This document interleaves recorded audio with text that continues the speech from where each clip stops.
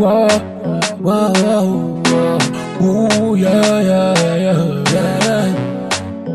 Ọpẹ́ fọlọ́ ọba inú Ògbómọ̀ṣọ́ làwọn Ògbómọ̀ṣọ́ recreation club níbi tí àwọn mọ́tò dealer tí wọ́n ti ń ṣe ayẹyẹ 10 years anniversary ní Ògbómọ̀ṣọ́ ń bì í.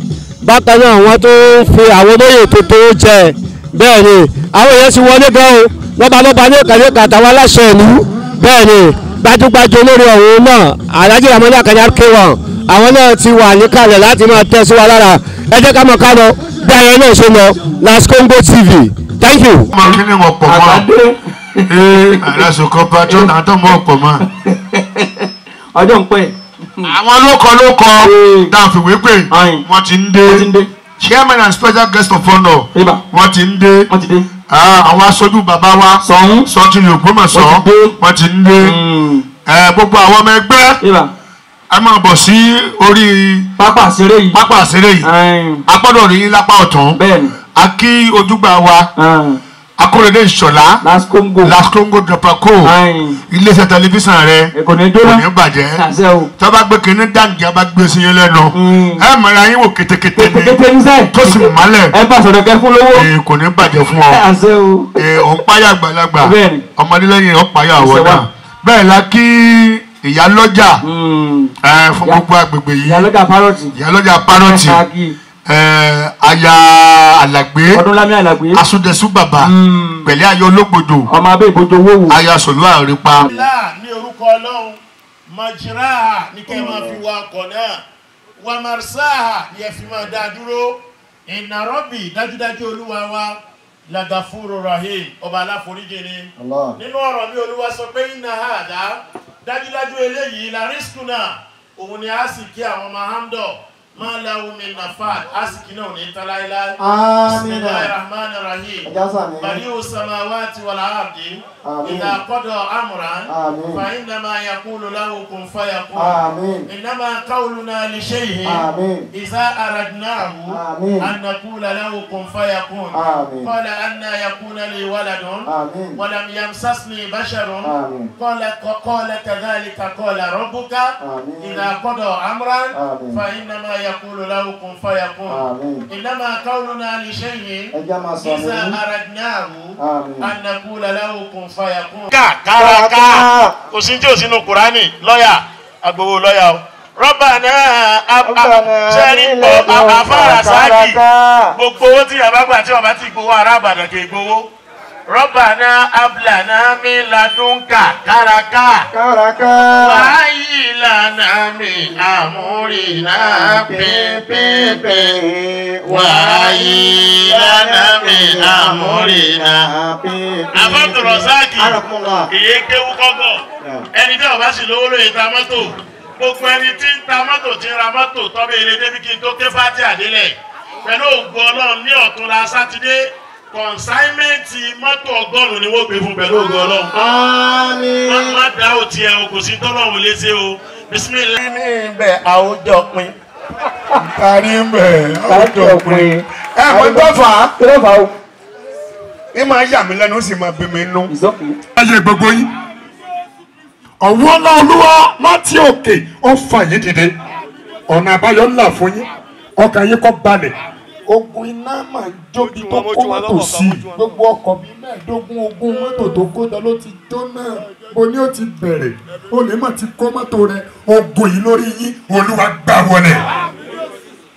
àwọn alágbára àyíká àtàgbègbè tí wọ́n fira wọn pe alágbára ńgbà tí wọn ò lágbára torí Ọlọ́run nìkan ní alágbára láyé àti lọ́run tí wọ́n láwọn dààmú yín tí àwọn dà ọ̀nà yín rú fún ìdí kankan mo dúró nípa agbára Ọlọ́run Ísírẹ́lì ẹnikẹ́ni tó wù kọjá nítorí ọ̀rọ̀ yín Olúwa sọ wọ́n dẹ̀dùn arinlẹ̀ ibi ò ní bá yín kó tó di ìwòye àmọ́dún ẹnì kọ̀ọ̀kan yín ẹ ti jù báyìí lọ kó tó di ìwòye àmọ́dún ẹnì kọ̀ọ̀kan yín agbègbè yín yóò ti di nílá yóò dára fún yín ìlú Ògbómọ̀ṣọ́ àlàáfíà kó jọba nínú ìlú kí àlàáfíà kó jọba kí àlàáfíà kó jọba ní ìpínlẹ̀ Ọ̀yọ́ kí àlàáfíà kó jọba lórílẹ̀‐èdè Nàìjíríà àlàáfíà kó jọba. àwọn tí títí ọkọ̀ òṣìṣẹ́ ṣe tí wọ́n jẹ́ bóyá agbérò ní o àwọn ajíwakọ̀ wọ́n gbọ́dọ̀ ní àbá iṣẹ́ pọ̀ pẹ̀lú wọn wọ́n ṣàfihàn divisional traffic officer Owódé division ọ̀gá you are welcome sir. Inspector Moriwale ọ̀sẹ̀ kúsógun lọ ní kúsógun sì ní rí àsìta àgbọ̀ in the mighty name of Jesus Christ. fire in Jesus name. ẹ má lè tó wọlé lọ́wọ́ òwe fún ẹ. nígbà tí mo tún ṣe ẹlẹ́jà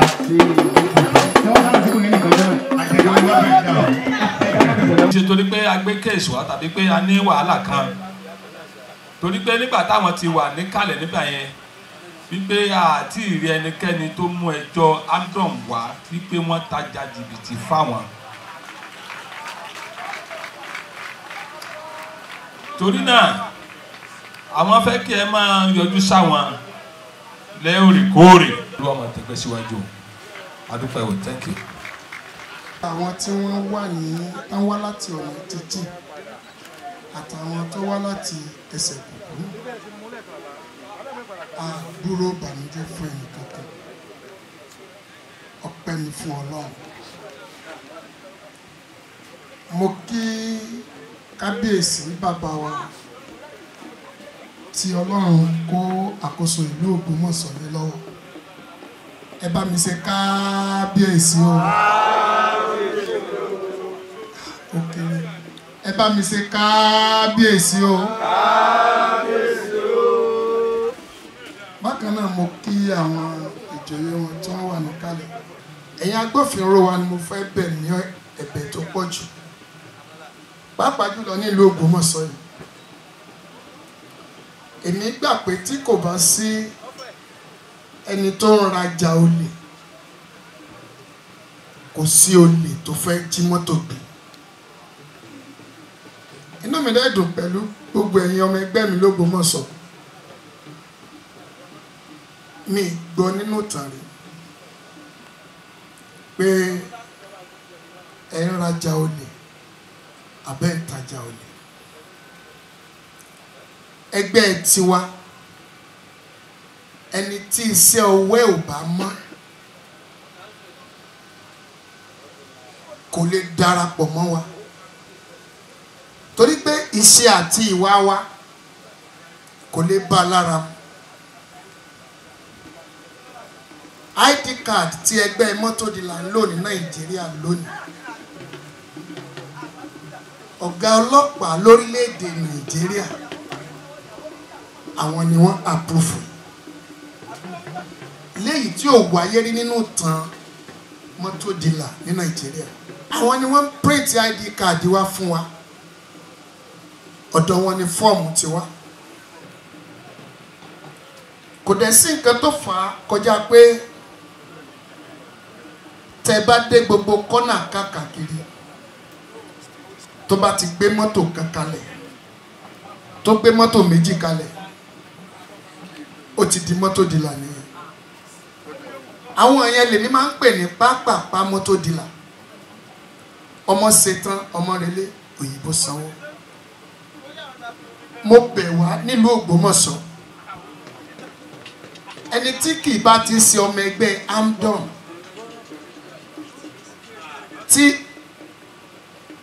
tí ó ní okùn ń dì ẹ má ra mọ́tò lọ́wọ́ ẹ̀ o. Inú mi dùn àwọn agbófinró wà níbà. Ọ̀rọ̀ mọ́tò títà ọ̀rọ̀ mọ́tò rírà ìyẹn ogún ọdún ni. Mọ́tò tẹ́ ti rà láti bí 10 years after. Kéèsì lè wáyé lórí ẹ̀ níjọ́ kan. Ṣùgbọ́n tẹ́yẹ̀ ò bá ti ra mọ́tò níbi tó jẹ́ níhù.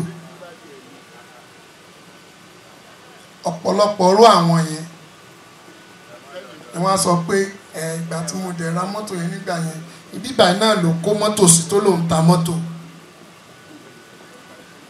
Ṣùgbọ́n tó bá jẹ́ ọmọ ẹgbẹ́ atamọ́tò tẹ́ ìṣèwádìí ẹ̀kẹ́ tó ra mọ́tò lọ́wọ́ ẹ̀ kẹ́ni yẹn kó má ta mọ́tò mọ́ níbi tẹ́ ẹ ti rà ẹ̀ tọ́ ilé ẹgbẹ́ wọn lọ ni.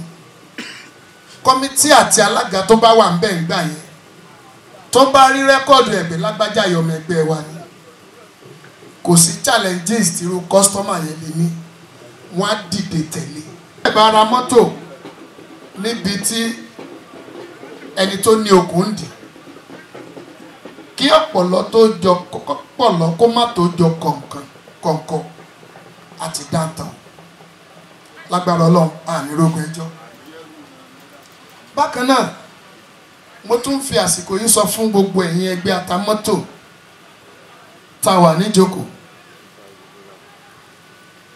There is going to be a seminar ní Ọ̀yọ́ State nìbàdàn ní 18 alága kì í ṣe sẹ́mínà yẹn ò sí fún pé a máa rán èèyàn 10 lọ gbogbo ọmọ ẹgbẹ́ tó ń ta mọ́tò là ń retí nìbàdàn torí àwọn ìgbésẹ̀ kan ti wà nílẹ̀ báyìí tó jẹ́ pé mo ṣẹ̀ṣẹ̀ pa náà kan tán sìnsìn. The Association of Motor Dealers of Nigeria. Through the Association of Motor Dealers of Nigeria. Ogbomoso chapter. Ogbomoso chapter. And that I will preserve. And that I will preserve. Protect. And defend the rules and regulations. Of the association. So help me God. So help me God. Oath of office of chairman. Oath of office of the chairman. I, Oyedele Adebayo, do solemnly swear. Affirm that I will be faithful. And bear true allegiance. To the Association of Motor Dealers of Nigeria. Ogbomoso chapter. That as the chairman. Of the Association of Motor Dealers of Nigeria. Ogbomoso chapter. I will discharge my duties. To the best of my ability. Faithfully. And in accordance. With the rules and regulations. Of Association of Motor Dealers of Nigeria. And always in the interest of the members. That I will not allow my personal interests. To influence my official conduct. Help me God.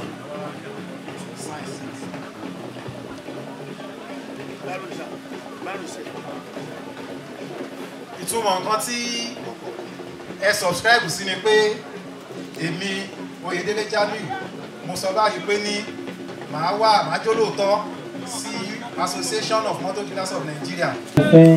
òkè tẹ́ wà náà lẹ́ẹ̀ máa lọ àní jábọ́. Àmín.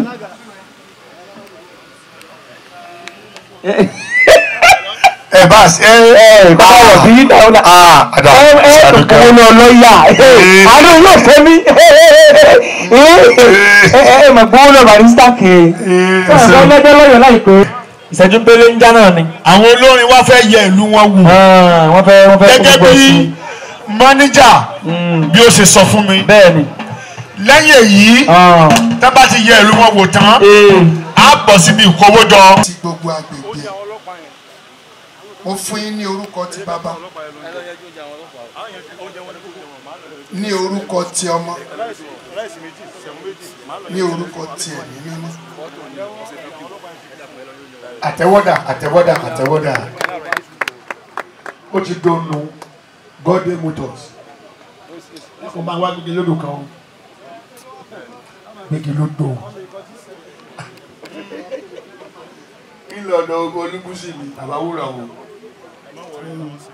ṣàmọ̀nà mi bàbá ṣàmọ̀nà níbi tí mo bá ṣe rìn dé o.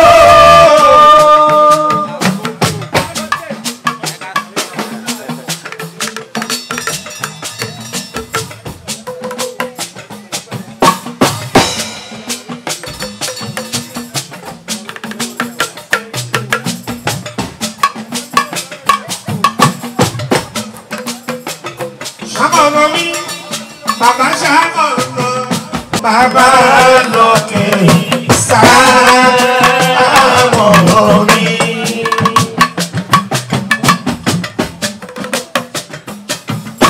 omi alákùúta bàbá tán lákòókò mọ̀ iṣẹ́ gbọ́.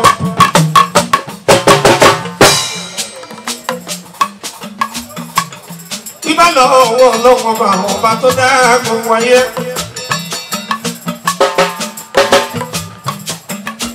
àríwá làwọn ọba tó ń jẹ́ mi èmi ni kò sẹ́ni tó kọ́ ọjọ́ ọlọ́mọ bá kọ́ ní alẹ́.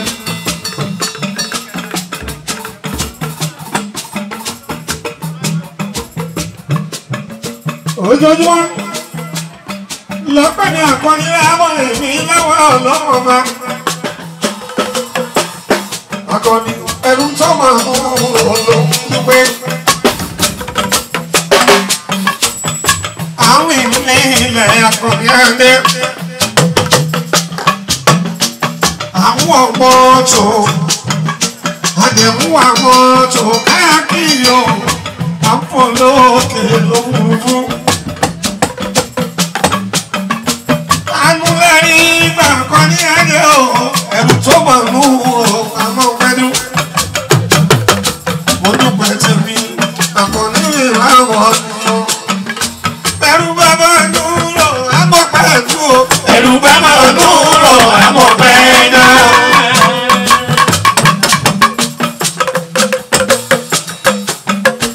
ẹ̀rù tó bá dúró àmọ́ pẹ́dú o. ẹ̀rù tó bá dúró àmọ́ pẹ́dú.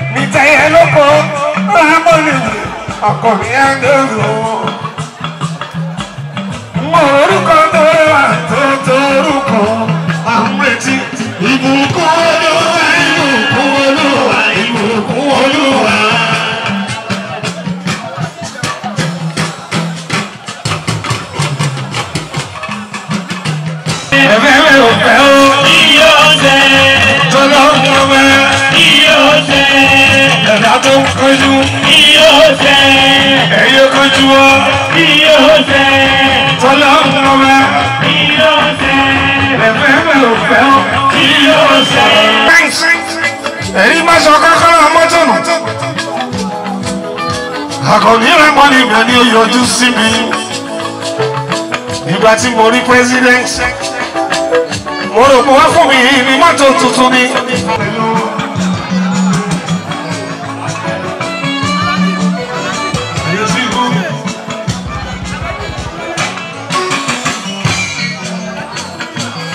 Ọtúnbáyẹmí mi mẹ́rin lónìí evangelist ọmọ oníjọ mímọ́ òun yí pátá ní mo kí.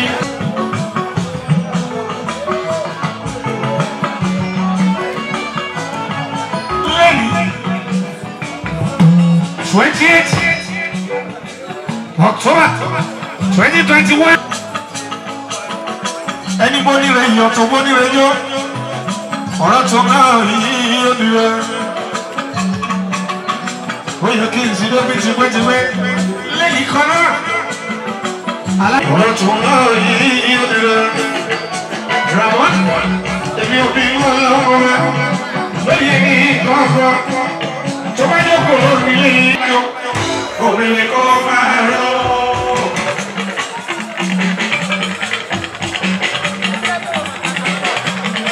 Ìbàdàn bá máa wúyè gbogbo yìí láǹfẹ̀ àjìnlá kan mi.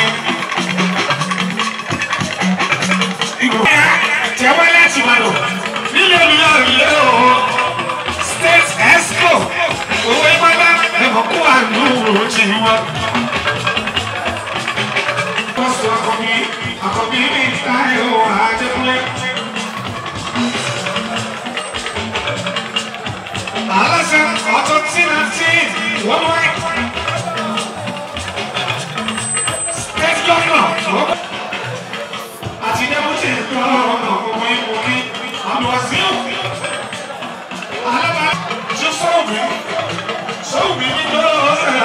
Abiodun bí ọdún wọn wà pé ó ṣeun.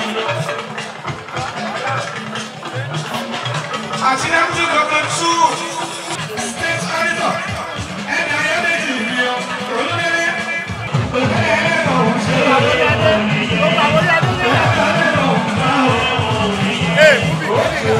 Àwọn sọ pé kò kọ̀ fẹ́ àkọ́ni ní lọ.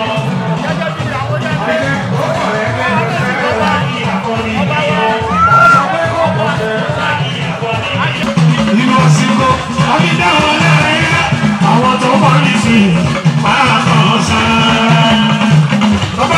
Adébáyọ̀ Oyèdélé, aláṣẹ iléeṣẹ́ Godwin Motor tí mo jẹ́ alága fún gbogbo àtàmọ́tò ní gbogbo Ògbómọ̀ṣọ́ àtàgbègbè rẹ̀ nípínlẹ̀ Ọ̀yọ́ state.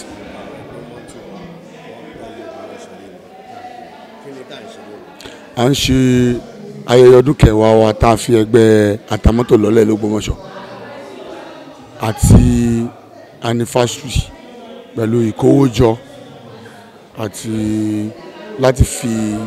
láti ṣèbúra fún àwọn olóyè wa tuntun tí a ṣẹ̀ṣẹ̀ yàn.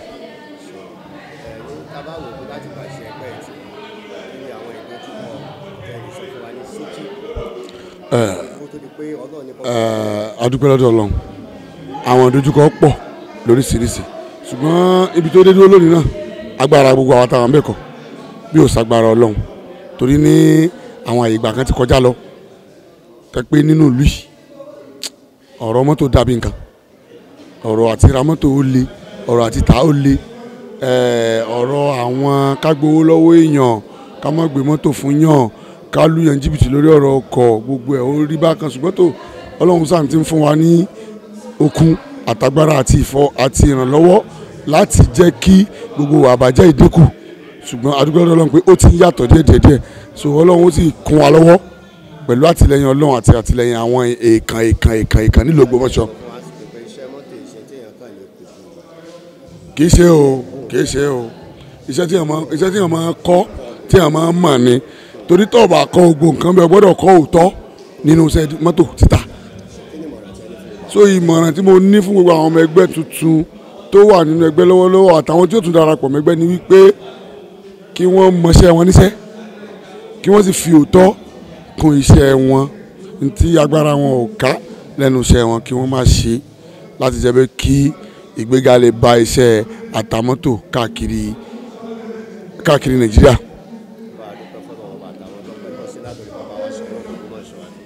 ọpẹ́ mi kọ́kọ́ lọ sọ́dọ̀ Ọlọ́run ọba aláwùrábí tí ó kọ́kọ́ sọ àrọ̀jọ́ òní tá à ń lù tó ń yọ tá à ń plan rẹ̀ tó ń wọ́ọ̀kì mo dúpẹ́ lọ́dọ̀ Ọlọ́run mo sì dúpẹ́ lọ́wọ́ ẹni tó jẹ́ ọba àlùí ní ọba Ògbómọ̀ṣọ́ ọba Jimoh Oyewumi Ajagungbade the third wọn gan wọn kó àtìlẹ́yìn fún wa mo wá tún dúpẹ́ lọ́wọ́ Ọ̀túnba Christopher Alao Akala àti gbogbo àwọn èèkàn ní àárín ìlú Ògbómọ̀ṣọ́ àtàwọn tó ti ta mọ́tò rí ni o àtàwọn tó ti ta rí ni o àtàwọn tó ẹ̀sẹ̀ máa ta ni o mo ń dúpẹ́ lọ́wọ́ gbogbo wọn pátápátá kò ní bàjẹ́ lágbára lọ́wọ́ Ọlọ́run títí dórí àwọn ọmọ ẹgbẹ́ mi pẹ̀lú àtìlẹ́yìn tí wọ́n fún mi nítorí pé tí wọ́n bá ní wo ọjọ́ orí mi kì í ṣe pé mi ní kò yí tọ́ sí ṣùgbọ́n tó Ọlọ́run lọ́mọ tó rí àwọn náà wọ́n sì mọ̀ tán rí Ọlọ́run sì wà ní jẹ́ kí n disappoint wọn. orúkọ mi ni ọmọọba Oyèdélé Adébáyọ̀ aláṣẹ Godwin Motors. ìmọ̀ràn mi ni pé Ọlọ́run jẹ́ kí ẹgbẹ́ wa máa gbòòrò sí ìmọ̀ràn mi ni fún wọn pé gbogbo àwọn olóyè tuntun tí wọ́n ń ṣe ayẹyẹ lónìí Ọlọ́run jẹ́ kẹ́bi wọn gùn kí wọ́n ṣe dáadáa pẹ̀lú ẹgbẹ́ ìlérí tí wọ́n ṣe pé àwọn ó mójútó ẹgbẹ́ àwọn ó ṣe dáadáa kí wọ́n ṣe bẹ́ẹ̀ Ọlọ́run jẹ́ kẹ́bi wọn gùn gbogbo ẹgbẹ́ onímọ́tò lápapọ̀ ní gbogbo ìpínlẹ̀ Ọ̀yọ́ àti ní Ògbómọ̀ṣọ́ lápapọ̀ Ọlọ́run jẹ́ kẹ́ni kankan yànkú ọmọ ẹgbẹ́ ọmọ lẹ́sì àwọn olóyè ò ní yànkú látòrí alága títí dé gbogbo àwọn àtàjẹ́ executive state náà lábẹ́ Apostle Taiwo Àkànbí Adéwálé Ọlọ́run jẹ́ kẹ́ni kankan yànkú tó jẹ́ gómìnà ìpínlẹ̀ Ọ̀yọ́ lọ́yọ́ state so orúkọ mi ní lẹ́ẹ̀kan sí orúkọ mi ní Alhaji Mojeed Lawal Task Force Commander Ọ̀yọ́ State fún gbogbo ẹgbẹ́ àtàmọ́tò nípínlẹ̀ Ọ̀yọ́. ní Apostle Àkànbí Táíwò Adéwálé gómìnà fún gbogbo ẹgbẹ́ atamọ́tò nípínlẹ̀ Ọ̀yọ́. ṣe bàbá wa ìlú Ògbómọ̀ṣọ́ la wà á rí pé gbogbo àwọn ẹgbẹ́ onímọ́tò wọ́n pọ̀ Ògbómọ̀ṣọ́ kí ni nǹkan tá à ń ṣe nínú. nǹkan tá à ń ṣe ni pé ẹgbẹ́ wa nítòfin ẹgbẹ́ wa sọ ní ọdún mẹ́rin tó bá ti lọ ọdún mẹ́rin àkọ́kọ́ wọ́n á ṣètò ìbò wọ́n á sọ ọdún mẹ́rin ẹ̀kejì so àwọn tó wà ń bẹ̀ wọ́n sọ ọdún mẹ́rin àkọ́kọ́ wọ́n dẹ̀ ti dìbò so àwọn tó wá wọlé ni mo wá búra fún bíbá yìí lé ni. kí ni ọ̀rọ̀ tẹ́ rí láti bá gbogbo àwọn ẹgbẹ́ onímọ́tò sọ káàkiri àgbáyé gan. àkọ́kọ́ ọ̀rọ̀ tí màá bá wọn sọ kọjá wípé kí gbogbo wa ká wà ní ṣọ̀kan wà ẹlẹ́ẹ̀kejì ni wípé ká ṣọ́ra fún ọjà bìrìbìrì torí pé lọ́tún lósì là ń gbọ́ pé wọ́n ń jí mọ́tò gbé tí kò bá dẹ̀ ṣe tó fẹ́ rà kò ní sólè tó máa jí mọ́tò gbé so mọ́tò tí kálukú bá máa rà kí kálukú ṣèwádìí lórí ẹ̀ dáadáa kí wọ́n rí i pé mọ́tò yẹn ó jẹ́ ní o kí wọ́n tó bá wọn ra mọ́tò so Ọlọ́run jẹ́ ká tajú ẹjọ́ àní tajú ẹ̀wọ̀n. iṣẹ́ mọ́tò báyìí ṣé iṣẹ́ téèyàn lè kọ́ ni tí ó ṣe fídọ́ọ̀mù bẹ́ẹ̀ àbí téèyàn kàn kò gìrì pé mo ti lówó lápò wọn fẹ́ máa ta mọ́tò. ṣe rí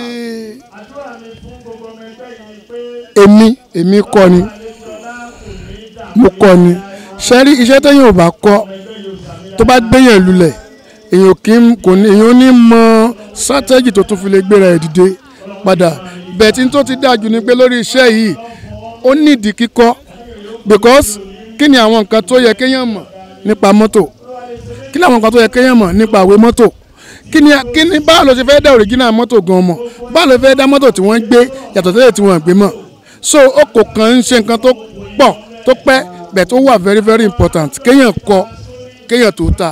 kásì orúkọ mi ní Apostle Àkànbí Táíwò Adéwálé gómìnà fún atamọ́tò nípínlẹ̀ Ọ̀yọ́. Thank you very much. orúkọ mi ni Alhaji Azeez Leadi Adérọ̀gbà chairman Òkè Àdó zone fún ẹgbẹ́ atamọ́tò ní Ọ̀yọ́ state nìbàdàn. Diola Ọdúndún Motors Automobiles. kí ni tá à ń ṣe l'Ógbómọ̀ṣọ́ rẹ̀. à ń ṣe ayẹyẹ ọdún mẹ́wàá ìdásílẹ̀ motor dealers l'Ógbómọ̀ṣọ́. kí ni mọ̀ràn tẹ́ ní fún gbogbo àwọn ẹgbẹ́ onímọ́tò. èmi náà wà lára wọn so ìmọ̀ràn tèmi kàn ní ni pé ká fi òtítọ́ ṣe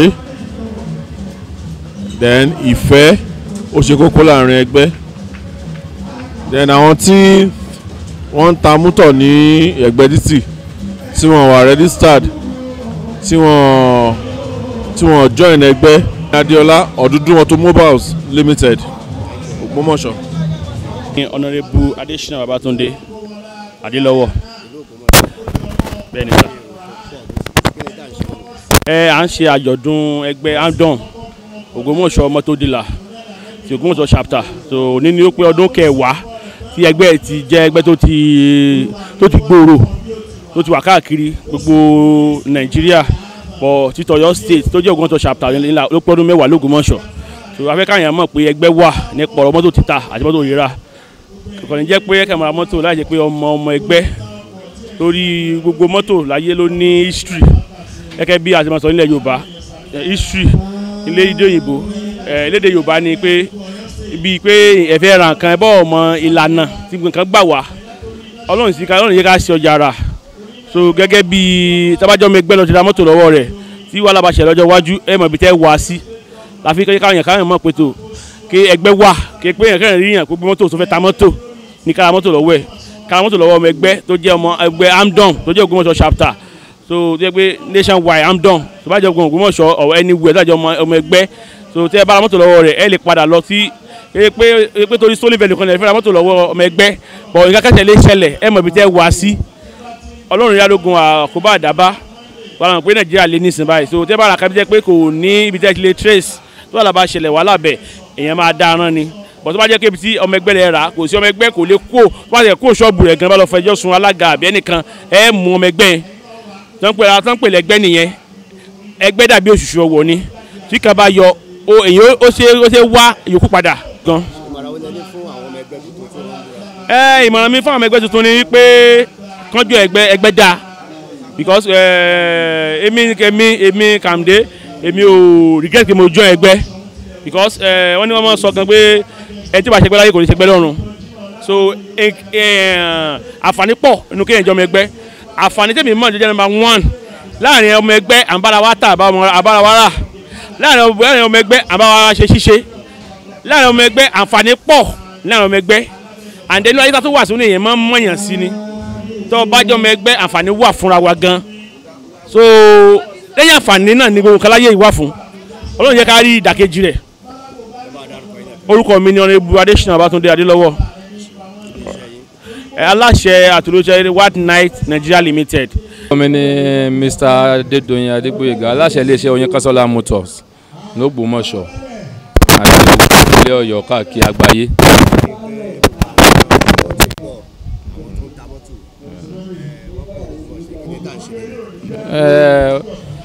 àwọn lónìí à ń ṣe àjọ̀dún ọdún mẹ́wàá tí ẹgbẹ́ ẹsẹ̀ mọ́tò ta kóra wa jọ láti mọ ta mọ́tò ó ti wà before òní before ọdún mẹ́wàá but ọdún mẹ́wàá ní ta kóra wa jọ pé ká mọ̀ ṣe ẹgbẹ́ àwa fẹ́ ṣe àwọn fẹ́ búra fún àwọn olóyè tuntun á dẹ̀ ṣe kówó jọ láti fi kọ́ afẹ́kọ́ ilé ẹgbẹ́ tó jẹ́ standard s'Ógbómọ̀ṣọ́ lẹ́yìn là ń ṣe lọ́jọ́ tòní á búra fún àwọn olóyè á sì kówó jọ á dẹ̀ ṣàyè láti ọdún mẹ́wàá láti dùnra wa nínú nǹkan tá à ń ṣe lọ́jọ́ tòní nìyẹn ní l'Ógbómọ̀ṣọ́.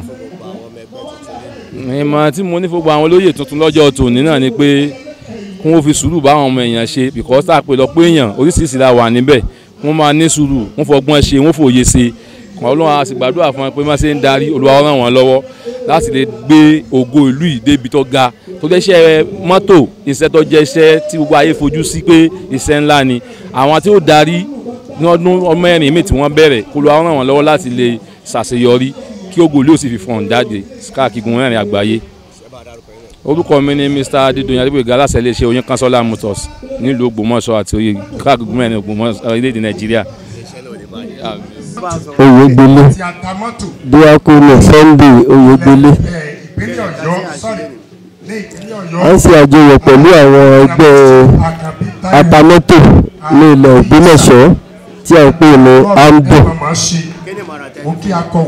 ìmọ̀ràn tí mo ní fún ọ náà ni wípé kí wọ́n tẹ̀síwájú torí pé wọ́n jẹ́ ọ̀kan lára gbòógì èyí tí mú kí tẹ̀síwájú ọba ìlú Ògbómọ̀ṣọ́ àti agbègbè rẹ̀ lórúkọ Olúwa lórúkọ Jésù oore ọ̀fẹ́ tọ́lọ́run fún ọ láti lọ ta mọ́tò nílùú Ògbómọ̀ṣọ́ oore ọ̀fẹ́ náà kò ní parẹ́ bí Ọlọ́run ṣe ń lò wọ́n láti lọ gbé ògo Ògbómọ̀ṣọ́ ga oore ọ̀fẹ́ Ọlọ́run yóò túbọ̀ máa pọ̀ sí nínú ayé wọn ò ní ṣiṣẹ́ ẹ ṣe orúkọ mi lẹ́ẹ̀kan sí ni Díákónì Sunday Oyègbélé.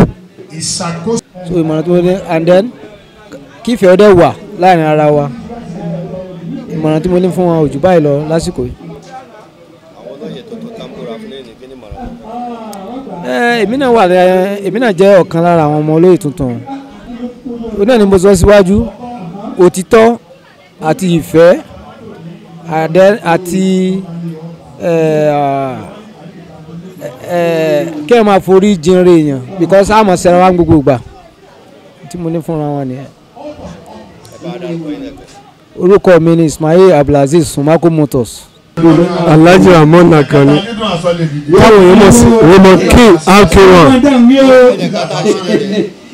àwọn ẹgbẹ́ tó ta mọ́tò lọ́yọ̀ state tó jẹ́ t'Ògbómọ̀ṣọ́ branch wọ́n ṣe àjọ̀dún ọdún kan láti dẹ́gbẹ́ wọn lẹ̀. ẹ̀yìn mọ̀rẹ́ tí mo rí ni pé Ọlọ́run ní gbẹgbẹ́ wọn jẹ́ kọ́ mọ̀ ṣe bọ́n ṣe ń ṣe yẹn o ò ní ta mọ́tò tó dẹjọ́ Ọlọ́run adé mọ̀ kò sápò wọn so ìgbélárugẹ náà ni Ọlọ́run dé Ògbómọ̀ṣọ́ bàjẹ́ inú mi dùn pé mo wà.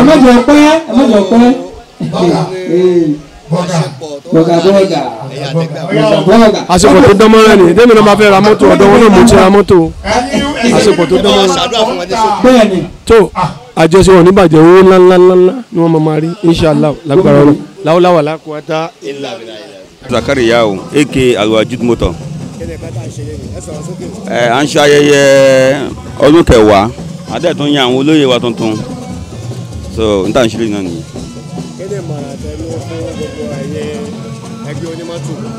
ìmọ̀lẹ́ mo ní fún wa náà ni pé ká kóra pọ̀ kó yẹ wa because wọn láàrin pé jò ní dọ ọmọ jò ní yà so tábàjọ karapọ̀ ó sún ọwọ́ kò sí iṣẹ́ bọ̀tọ́ bá ti kó dídí.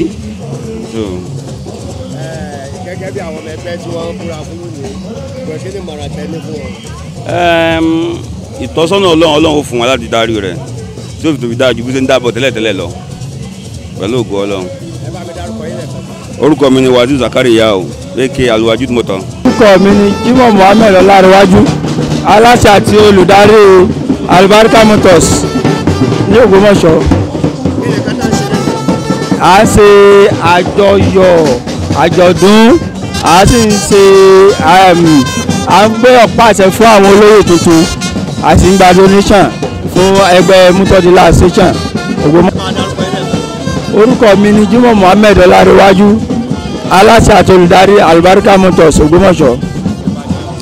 Lásùnkànmí Motor l'Ògbómọ̀ṣọ́ à ń ṣe àjọ̀dún ọdún kẹwàá ẹgbẹ́ AMDON lẹ́nìí àti ìkówójọ AMDON ní là ń ṣe l'Ògbómọ̀ṣọ́ ní èní.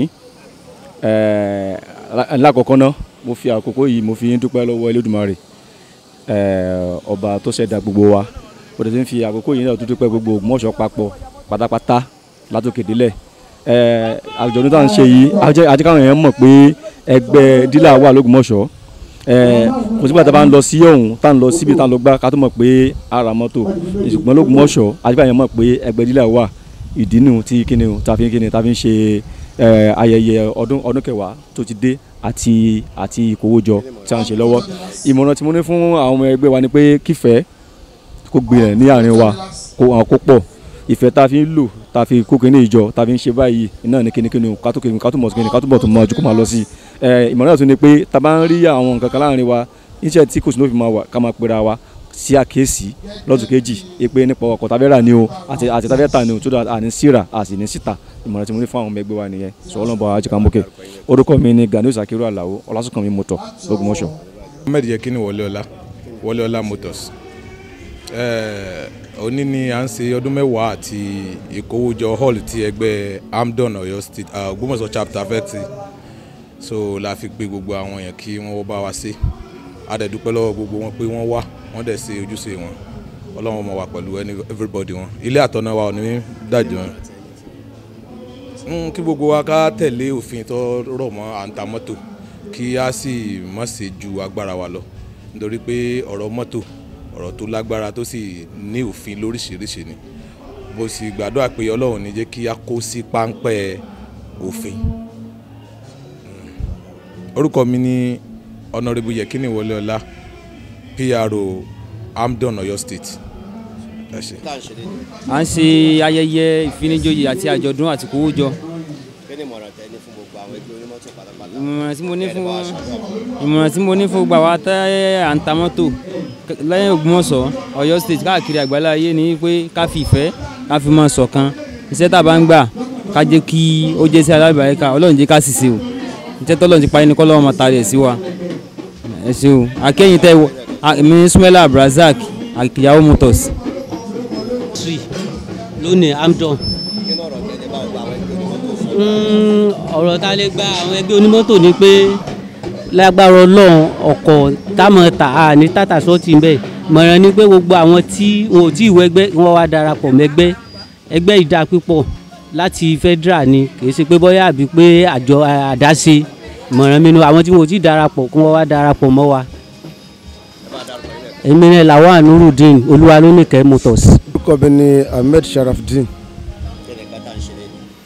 ohun tí a ń ṣe lónìí ni àwọn ẹgbẹ́ dílà association AMDON ti ìlú Ògbómọ̀ṣọ́ chapter a ṣe àjọ̀dún wa lónìí ìfi ẹgbẹ́ wa lélẹ̀ ọdún kẹwàá tí a ti wà òní à ń ṣe lónìí kí Ọlọ́run bá lójú bọ̀rọ̀ lọ́jọ́ ní kó má jẹ́ kí á rí èṣù mo dé kí gbogbo ẹni tí ẹ ń ṣe ní tí a pè náà táwọn náà wá a kí wọn a lù wọn lọ́gọ̀ ẹnu wọ́n ṣe o àdúpẹ́. gbogbo ẹgbẹ́ onímọ́tò lápapọ̀ inú wa dùn nígbà pé mọ́tò kí a ṣe pẹ̀lẹ́pẹ̀lẹ́ kí a rẹ̀ mọ̀ ṣe jẹ́jẹ́ àdúpẹ́ nowadays kálukú náà ló ń wá advance láti ra mọ́tò káàkiri so iṣẹ́ tí ó dára ni tí ó sì ní ewu púpọ̀ jù ṣùgbọ́n tí ìbá ti ṣọ́ra sí Ọlọ́run dẹ̀ máa sọ̀yàn pa ẹ̀ so ọ̀rọ̀ mi jù bẹ́ẹ̀ lọ kí ọlọ́run kó túbọ̀ mọ̀ ràn wá lọ́wọ́. orúkọ mi ni èmi ni Ahmed Sharafdin Crown Head Motors. èmi ni Jamiu Shehu tí ogun ẹ̀mọ̀ sí ọlọ́run àdàbà tí ń jẹ́ ẹ̀sùn àdàbà Motors. à ń ṣe àjọ̀dún ọdún kẹwàá ìkówójọ fún ẹgbẹ́ Amdon Ògbómọ̀ṣọ́ là ń ṣe lẹ́nu. kò sí mọ̀nà kan mọ́ ọ̀sì bíi pé tọ̀ àwọn tá à ń ta mọ́tò ká jó lóòótọ́ ká sì mọ́ pààrọ̀ so n tí kọ́sítọ́mà wa bẹ̀ wá ní ká máa rà fún wọn so ọlọ́run ràn gbọ́ wa lọ́wọ́ tá a bá ti ń sòótọ́ iṣẹ́ wọn mọ̀ lọ sókè so àgbégbé ọ̀sìn máa bá gbogbo wa lágbára ọlọ́run. èmi ni Jamiu Shehu Adébáyọ̀ tí gbogbo ẹ̀ mọ̀ sí ẹ̀sùn àdàbà Motors. tèmi ni Mr. Ọláyíwọlá Rẹ̀mílẹ́kún Genesis.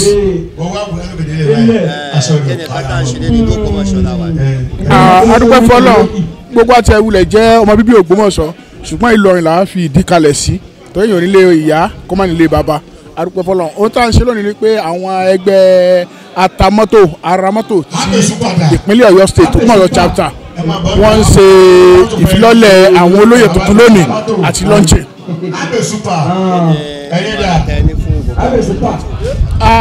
ìmọ̀ràn tí mo ní fún àwa ẹgbẹ́ onímọ́tò tẹ́mi náà jẹ́ kan nínú wọn ni pé kí a máa ṣe ohun gbogbo pẹ̀lẹ́pẹ̀lẹ́ kí a máa kíyèsí àwọn nǹkan tí a máa rà ká dẹ̀ fi ọmọlúwàbí kábi iṣẹ́ wa gẹ́gẹ́ bí a ti mọ̀ wípé ọ̀pọ̀lọpọ̀ iṣẹ́ tẹ bá gbà ẹlòmíì ó kankanjú àgbàṣẹ́ tí ò ní pé wọ́n á máa sọ pé wọ́n máa disturb ẹ̀ wọ́n máa disturb ẹ̀ nílé wọ́n máa disturb ẹ̀ lọ́fíìsì kò ní rọrùn sùn mọ́ kò ní lè sùn mọ́júmọ́ ó máa jíjáde ṣùgbọ́n tó bá ti gbaṣẹ́ tó bí ọ tó bá ti fọdọ́ iṣẹ́ rẹ ìwọ̀n bá tó bá rí bẹ́ẹ̀ ọ ló fi àlùbáríkà sí mo gbà á nímọ̀ràn láti máa ṣe kíni láti máa ṣe gbogbo pẹ̀lú òtítọ́.